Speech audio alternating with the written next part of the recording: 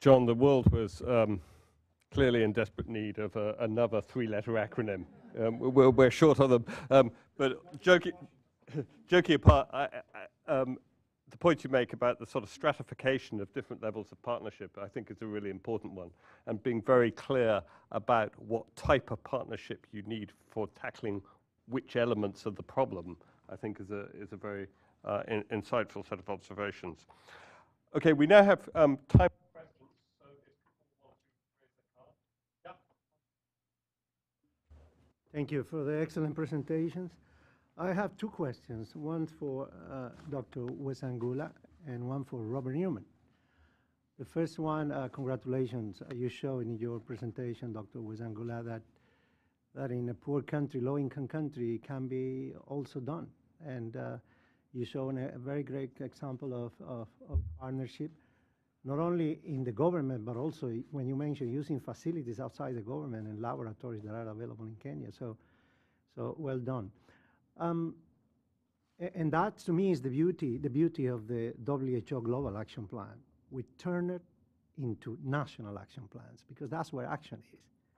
You know, a lot of good decisions are made at the global level, but when the countries move forward, that's where progress is made. My question is, because I saw in one of your slides that you put together at the same level the Global Health Security Agenda and the IHR. And IHR, as we all know, is a binding legal treaty. Global Health Security Agenda is an initiative of several countries. And in my job, I have to tell Latin American countries that I see Global Health Security Agenda as a catalytic initiative to help the IHR, because the critical issue to me is the international health regulation. So I wonder if you have a comment on that. You want me to make the question for Robert now, or answer? Yeah. Thank you very much for the question. And I think for the slide that I presented on the initiatives that actually catalyzed AMR to gain the attention of the government leadership, IHR definitely is a binding regulation by the WHO. And they're not really at the same level. The GHSA for us came in at a good time because it catalyzed government's response to addressing AMR. But it is not binding, but it actually acted as a catalyst. But what was binding to the country was the IHR regulations. Thank you. Your second question? Thank you. Robert, thank you, Dr. Wesangula. And I agree with you completely. Robert, you know I came from TB. You came from malaria. That's my disclaimer. 15 years ago, we published a paper saying that there were about 400,000 cases or 300,000 cases of NDR-TB. Today, we're talking about 580,000 cases of NDR. We have bedaquiline, delamanid, all these new drugs.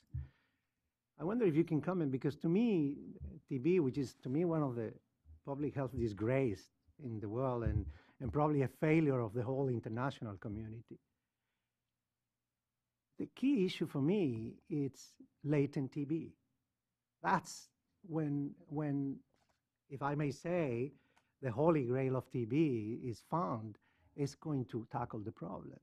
Because there are several countries politically well committed. The case of Peru has always been well committed to MDR and so, but they keep having MDR and they keep having TB.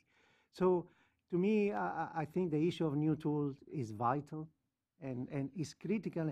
And it doesn't require only that it's, you know, Gates Foundation has done very well there, but I think without this issue, and you know, for those who don't know, the UN just called the next UN General Assembly a special session. Last year was in antimicrobial resistance, next year it will be in TB. So is industry working in latent TB? Because that's to me the critical issue, 2 billion people. Thank you. Well, great.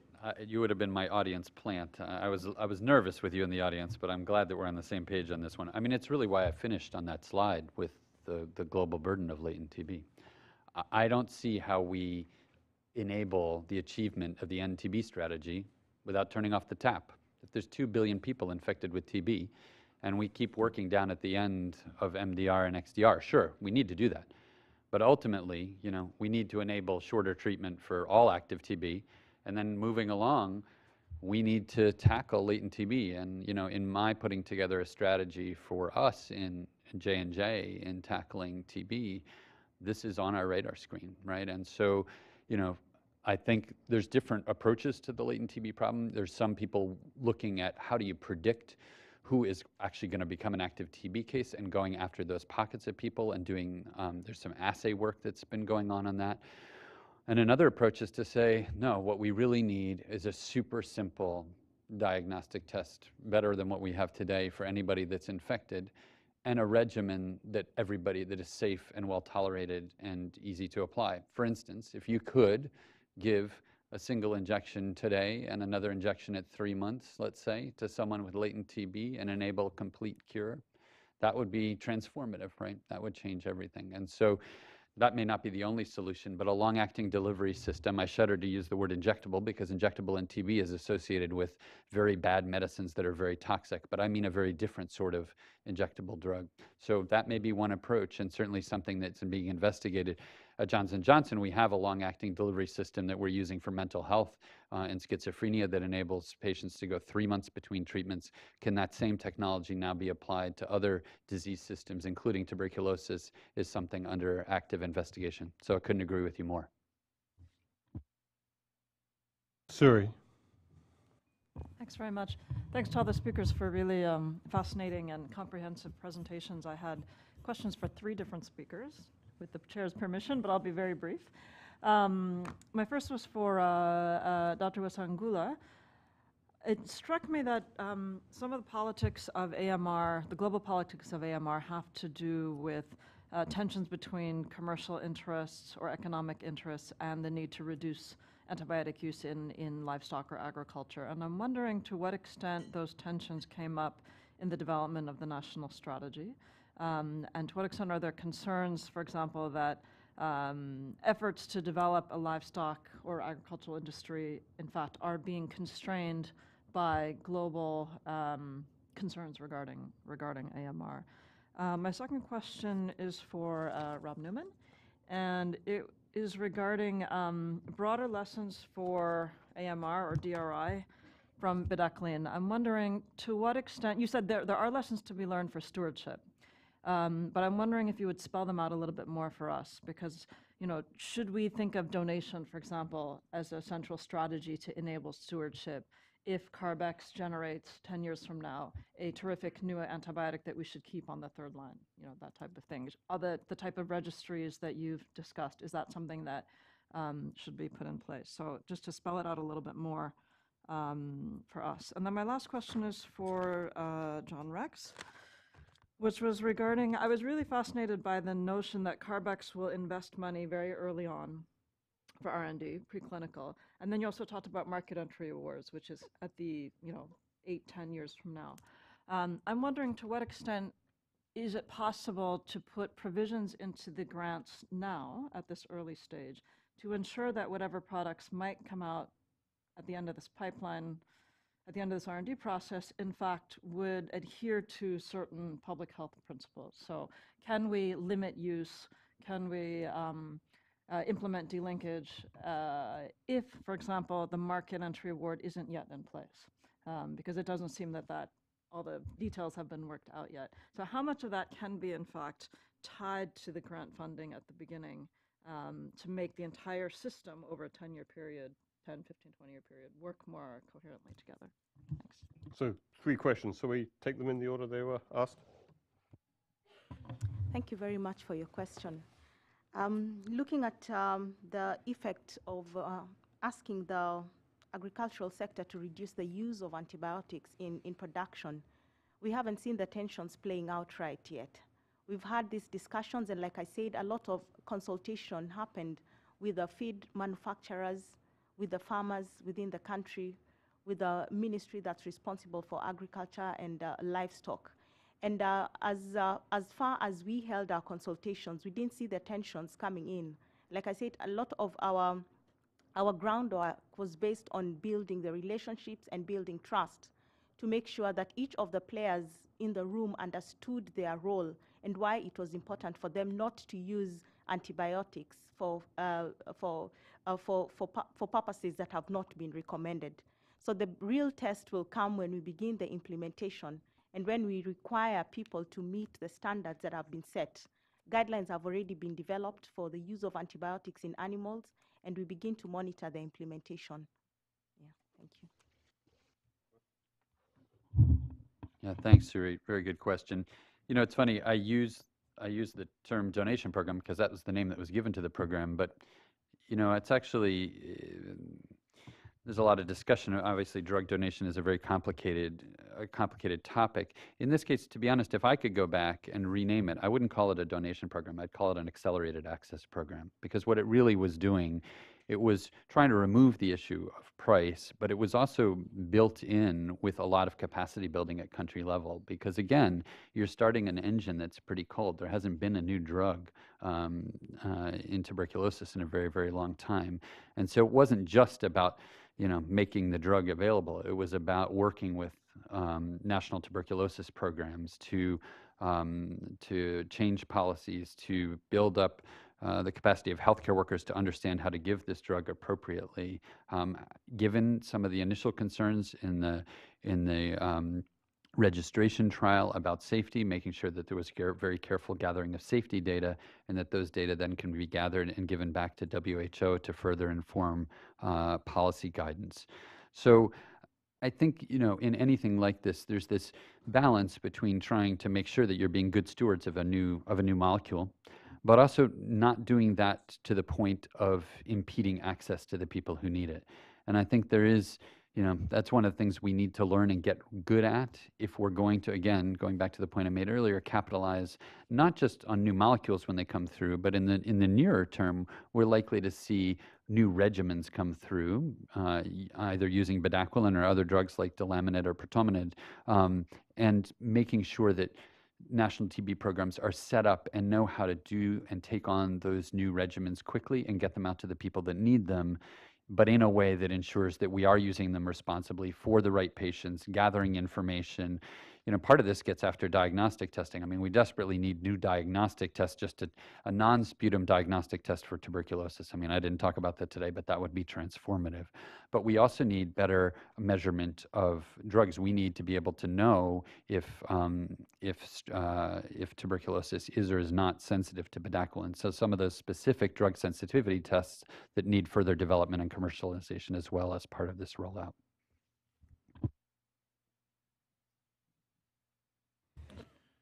So, great question about the issue of thinking now about sustainable use and equitable access features in future drugs.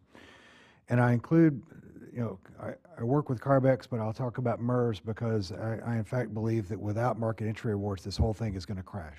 We will not have the drugs that we need if we do not solve the pull problem, but at the same time we have to solve it in a way that works for everybody, and that includes sustainable use and equitable access. So Carbex is building that into the contracts. We have started with the principles that were espoused by, there was a 2016, a group of cross-industry partners, about 113 entities signed onto a thing that we call the Davos I Declaration, which is a statement of intent about how new drugs should be developed. And there was a subsequent evolution of that, sort of a Davos roadmap about 9 months later. And we are, we're still arguing a little bit over the precise contract language, but the notion's going to be that we say that, you know, you need to start committing to this and you need to figure out, you know, what that's going to mean. Now, there's a serious question about, you know, so I've got a hit to lead program. I mean, I've got a molecule. It's 4 years from going into man, and the most likely thing it's ever going to do is actually crash and burn before it goes into man. It's never going to go into man. So do I really need to spend a lot of time writing out an extensive document on this now? That's probably a waste of time. But saying now that you recognize these principles and that you're going to adhere to them, we think is a great idea. So we're working out how to do that. Now, thanks for that question, because it is fundamental to the change in the force field, if you will, of how antibiotics are going to be developed. And industry, everybody has a role to play in this, and industry has to you know, think about differently about their side of it. But also, you know, Rob Newman's comments just now about how you get all the other actors to get involved in a drug, in the care of a drug. We have for too long used antibiotics as a cheap Band-Aid for bad infrastructure. It's been cheaper to treat the diarrhea than to provide the adequate infrastructure to provide clean food, clean water, appropriate sewage, than to provide the vaccines. Antibiotics have been too easy, and they've been easy in that A, it's a pill put in somebody's mouth, and B, it's been cheap, and it's been viewed as a cheap substitute for doing the hard stuff. And so part of the Davos Declaration is industry will invent these drugs, but the countries have to step up. And I loved the stories from Kenya. It's just fabulous the way you guys work, but also how hard that is. So that's the other part of the Davos Declaration. It isn't just about industry. It's the civil society has to do their bit too. So thanks for allowing me to give that speech. Come on. Yeah, just to follow up on that, and thanks Evelyn, for really great to hear of the progress in Kenya, and congratulations on that. So we all talk at sort of chapter and verse about the need for a multi-sectoral response, a cross-society response. So I was just wondering if you could tell us a little bit more on, to what extent have you got political buy-in across sectors? I mean, which ministers in Kenya could actually have a conversation about AMR? And then an added sort of nuance to that, of course, you've gone through this experience of decentralization recently in Kenya. And so what about at the subnational level across provinces? Do you get that buy-in across provinces, and how has that been a challenge? Thank you very much. Like I said earlier, we had a whole year of engaging stakeholders. We thought it would take 1 month, but it took us a whole year to make sure that everybody is on the same page. In terms of buy-in from the political level, we have lobbied with our ministers, and the Minister for Health is at the forefront of pushing the AMR agenda in the country. The other minister that has followed suit is the Minister for Agriculture, Livestock and Fisheries. And this has happened because we have taken initiative to sit down with them and convince them on a regular basis of their need to drive the agenda at the country level. So we are not worried about their commitment. We have seen it and we can feel it because of the kind of support we receive at the national level. So you can comfortably have a conversation with the Minister for Health because he's really championing this in the country, and again, the Minister for Agriculture. Regarding the aspect of decentralization, from the national level to the county level, because that's where the action really happens at the end of the day. The national level just sets the standards and the guidelines, but the actual people who implement are the people at the county level. What the country has done is develop intergovernmental relationships, mechanisms. So we have an in-between the national government and the county government, a committee or a group that has been enacted by Parliament to make sure that whatever happens at the national level is implemented right at the grassroots. So our engagements had to go through the intergovernmental relations team so that they understand what's happening at the national level. And we also managed to reach the counties. We engaged more than 400 representatives. We have 47 different counties, small governments within themselves. And each of these had to have representations from 4 different sectors: agriculture, livestock, fisheries, and health, all sitting in one room at a particular time to discuss this. So we engaged them to ensure that there is buy-in, and we had them come and validate the National Action Plan at the end of this whole process, just to make sure that they understand what they are committing to. So we hope that that engagement is going to make the implementation process much easier. Thank you. I think one thing that constantly comes through is the scale of the communication exercise and how continuous it has to be. Lonnie, you have a question. Yeah, they're very short, so there really is only one here. So one is for Angie. So I was really impressed with, 85,000 certificates in place over 170 countries. So there's a lot of learning there. So I want to know what the incentive is to do that. Is that a mandate by Cargill? Why are people involved in these certificates? What's in it for them? And secondly, what have you learned that we could put in place to have certificates for an animal health stewardship program that could be founded on that? So some comments on that. And the second one is just for John. So, you know, we've talked about human health vaccines, and I know that's your area, but just as a reminder, you know, we produce about 40 billion food animals a year and have to increase by 50%. So there's a real global market when you look at animals, and we've already heard about the necessity and for vaccines and how important that would be. So there must be in the graveyard of antibiotic attempts in human medicine that didn't get approved, that part of the collaboration that we've talked about right now could be the learning or taking what was found in that graveyard, if you will, and transfer that knowledge to animal health and to vaccine development. Have you thought about that, and how might that be done?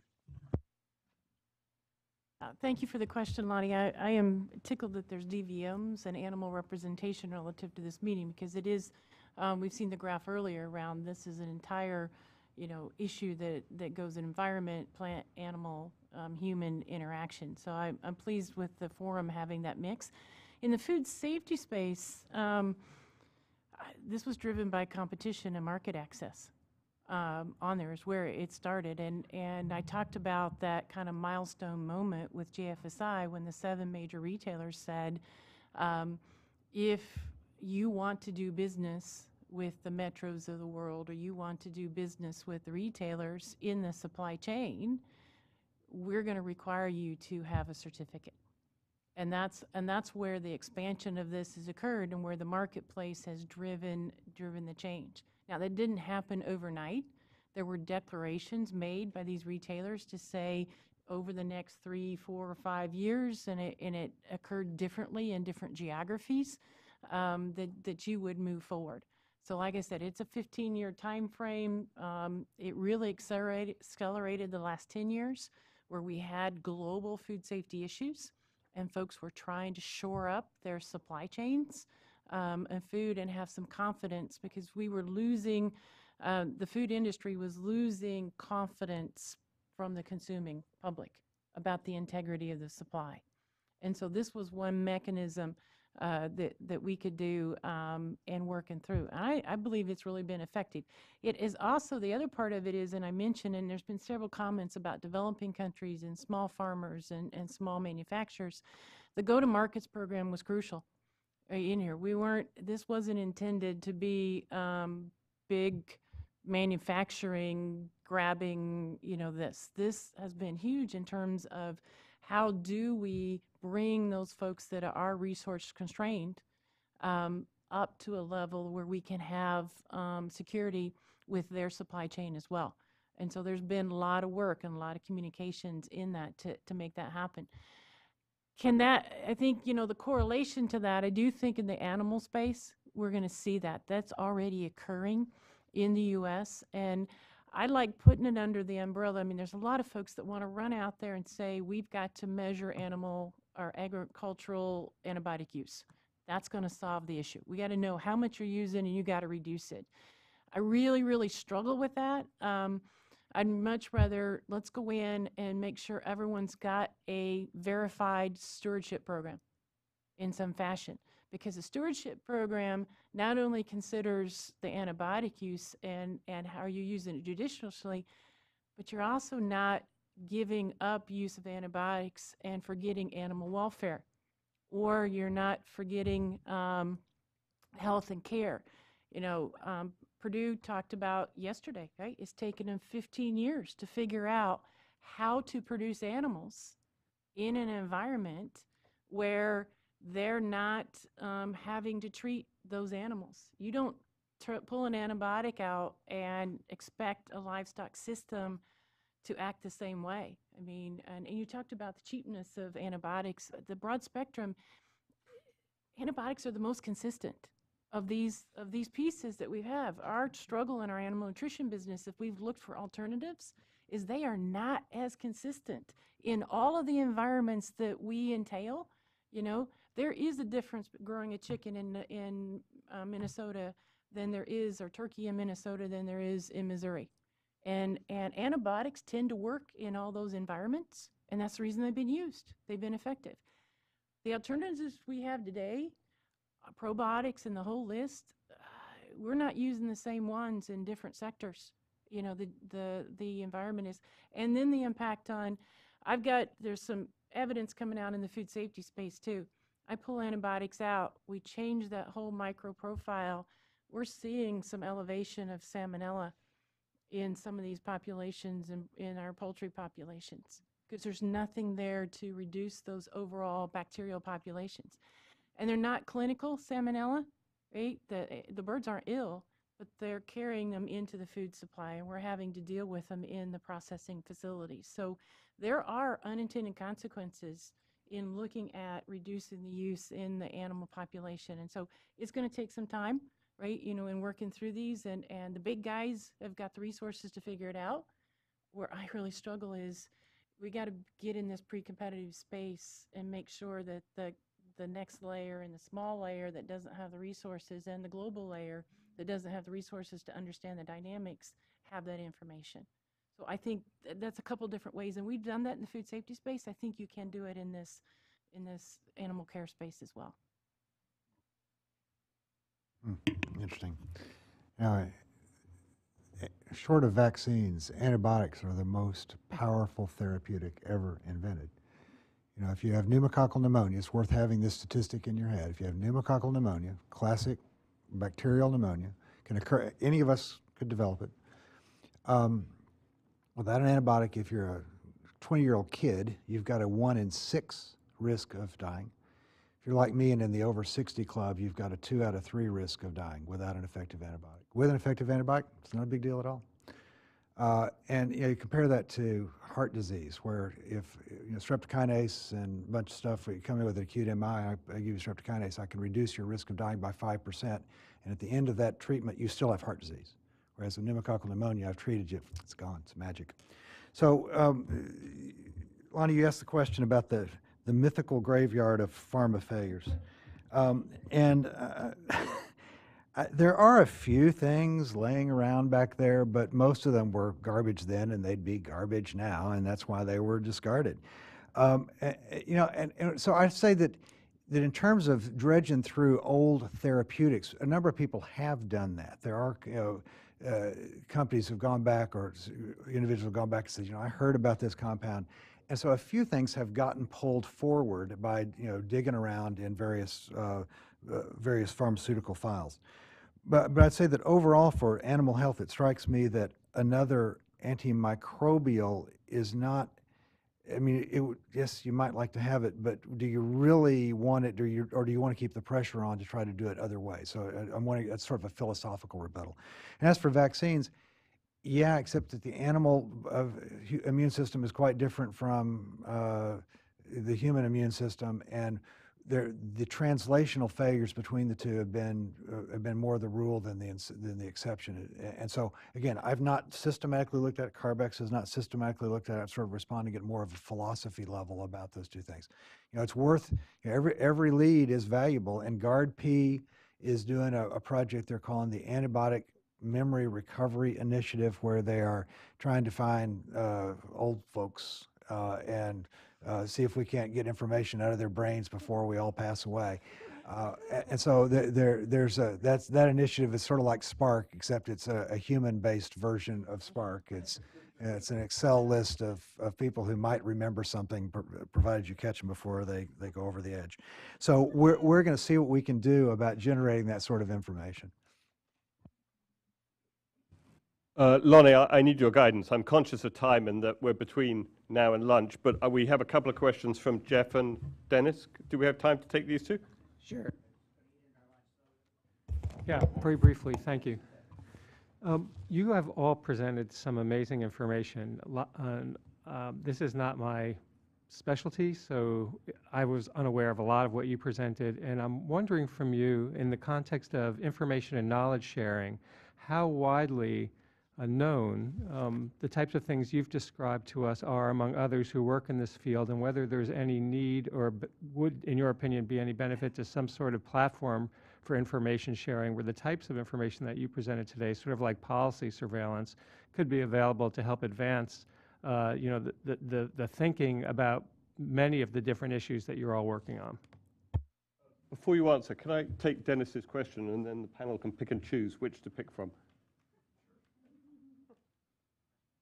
Great, thanks. Look, this is my question is to Evelyn, and first off, terrific presentation by everyone, but, and I love the reference to malaria, so thank you, Rob, this is good.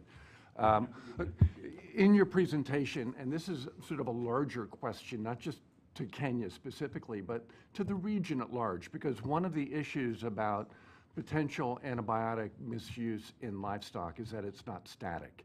And as there's good data that is showing that the economic and demographic changes that are occurring within sub-Saharan Africa right now are going to result in a dramatic increase in livestock production across the region. So looking at sort of a transformative process within that industry, and it also goes to cargo, is how do you address the policies and regulations to deal with that large-scale growth to give you the food security, but to minimize the unintended consequences, and certainly the issue about management of appropriate antibiotic use within livestock. But when you have an explosive process of livestock production that's projected to go about tenfold between now and 2050. Evelyn, do you want to?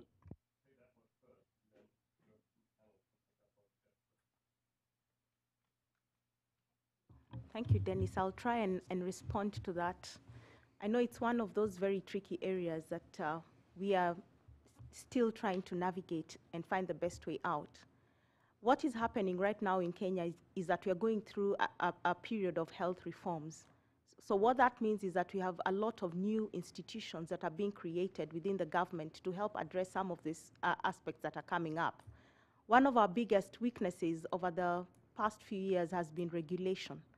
Enforcement of the laws that have been created to make sure that there is compliance to what is required.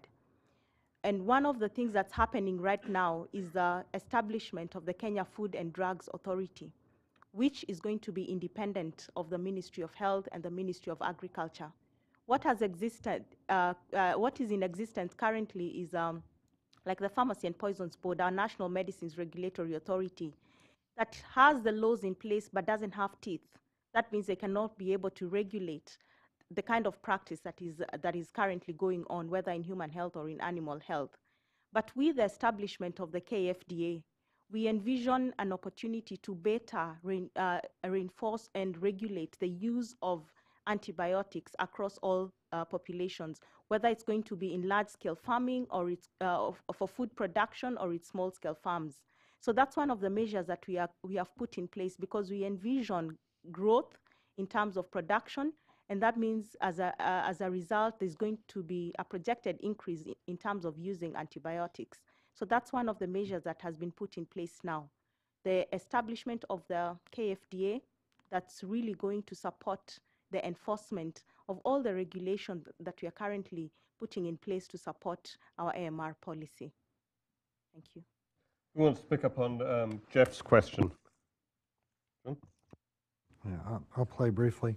Enlarging the echo chamber takes a lot of time, and you know we've been helped a lot by the media picking up and writing stories on this. It's been very valuable.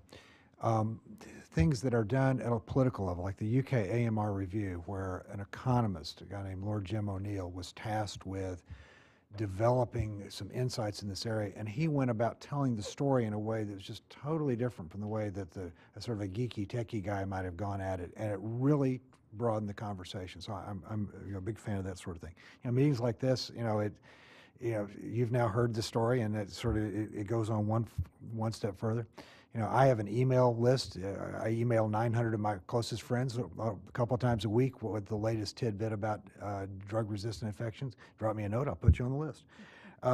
So, you know, I don't know what else to say other than it's sort of a drip, drip, drip thing to telling the story and punching through the noise that surrounds all of us every day. Can I just ask you all to join me in thanking our panel, who I think have given us lots of insight. Thank you.